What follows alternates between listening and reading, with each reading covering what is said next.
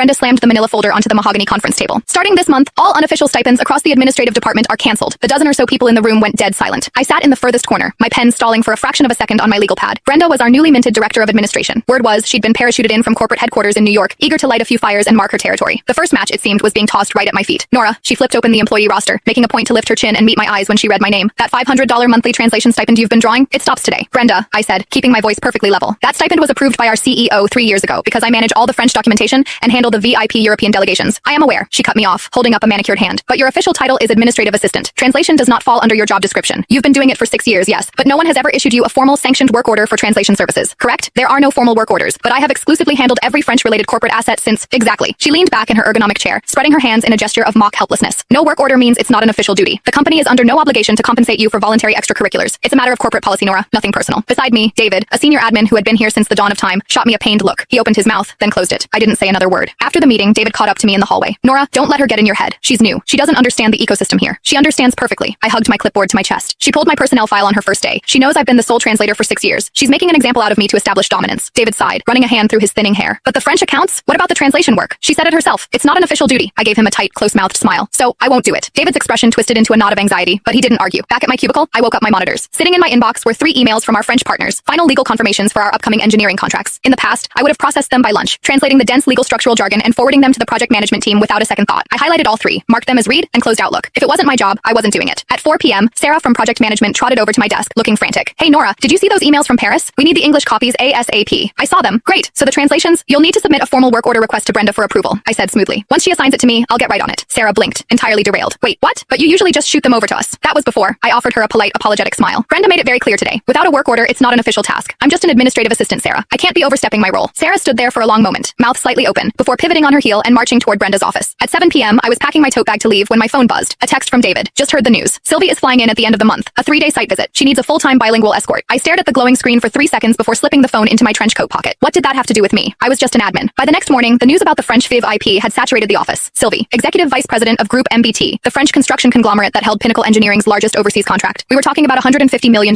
deal. Every year, she flew to Chicago for a site inspection. Every year, for 6 years, I had been her shadow, her voice, her cultural liaison. 6 years, 0 mistakes. Nora, step into my office. Brenda was standing in her doorway. I followed her inside, and she clicked the door shut behind me. I assume you've heard about Sylvie's visit at the end of the month? I have. You'll resume your duties as her primary interpreter. I looked at her. Really looked at her. Brenda, you explicitly stated yesterday that translation is outside my job description. A flicker of irritation crossed her face. This is an exceptional circumstance requiring an exception to the rule. She is our most critical international client. Will my stipend be reinstated then? She paused, her jaw tightening. Company policy has been updated. We cannot make financial exceptions for one employee. Consider this mandatory overtime. I'll authorize a few days of comp time for you afterward. Comp time. I let the words hang in the sterile